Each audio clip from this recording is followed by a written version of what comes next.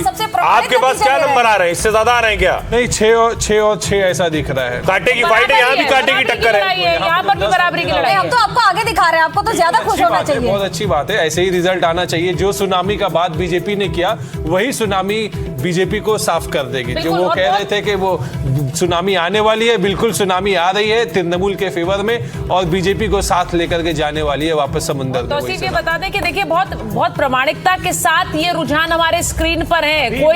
कोई जल्दबाजी ना तो भागने की है, ना गलत नंबर दिखाने की है। जो रुझान जहां से आ रहे हैं वैसे ही आपकी स्क्रीन पर है। बीजेपी 12 पर आगे, पश्चिम बंगाल में टीएमसी भी 12 पर आगे है, और कांग्रेस थोड़ी देर पहले देखिए कांग्रेस का भी खाता है खुलता हुआ। किसी भी निष्कर्ष पर पहुंचना भी जल्दबाजी होगी। जो हमारी बात हुई है चुनाव आयोग में, उन्होंने ये कहा है कि अभी जो मत गिने जा रहे हैं ये पोस्टल बैलेट हैं, तो पोस्टल बैलेट जो होते हैं वो गिने जा रहे हैं, और इनमें बहुत जल्दी से तेजी से आंकड़ा ऊपर नीचे होता है। अभी हमें कम से कम 1 घंटा इंतजार करना चाहिए किसी भी निष्कर्ष पर पहुंचने से पहले।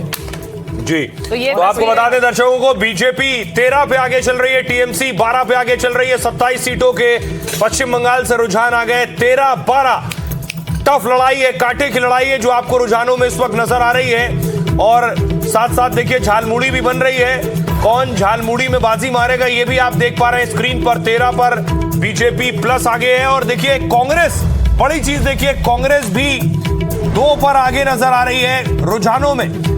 पश्चिम बंगाल के जो रुझान आ रहे हैं, कांग्रेस 2 पर आगे नजर आई। लेफ्ट 0 पर है, 14 पर बीजेपी हो गई है, 12 पर टीएमसी है। दूसरी तरफ देखिए +1 बीजेपी में और -3 टीएमसी में हो गया, यानी 3 सीटों पर जिन पे टीएमसी को आगे होना चाहिए था उस पे भी -3 है। 14-12 की लड़ाई चल रही है। असम देखिए जरा, 22 पर बीजेपी असम में हो गई है, 22 पर कांग्रेस 2 पर है, और एआईयूडीएफ 2 पर है। तमिलनाडु में देखिए 15 सीटों पर डीएमके।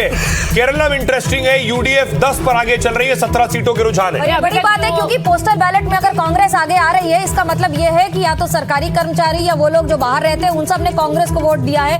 मालदा मुर्शिदाबाद इलाके में इस बार कांग्रेस को बहुत बड़ी बढ़त मिलेगी, ये शायद उसी के रुझान आ रहे होंगे। पर बड़ी खबर यह है कि भारतीय जनता पार्टी अब 15 पर और तृणमूल कांग्रेस 12 पर लगातार आंकड़े बढ़ रहे हैं। मनोज्ञा, अगर मालदा मुर्शिदाबाद में कांग्रेस को बढ़त मिलती है तो नुकसान सीधे सीधे टीएमसी का होगा।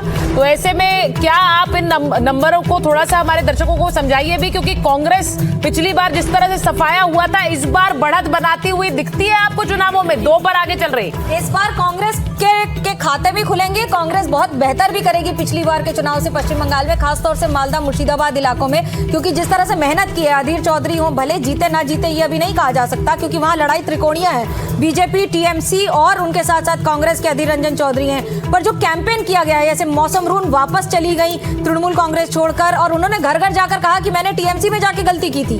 ये बहुत बड़ी बात है। कांग्रेस के नेता वापस जाकर अपने परिवार में ये कह रहा है कि मैंने गलती की जाकर। अब बड़ी खबर आ रही है, 30 सीटों पर आ गए आंकड़े। ये रुझान है 16-17 सीट पर बीजेपी आगे, 31 सीटों में तृणमूल कांग्रेस 12 पर और कांग्रेस 2 पर पश्चिम बंगाल पे।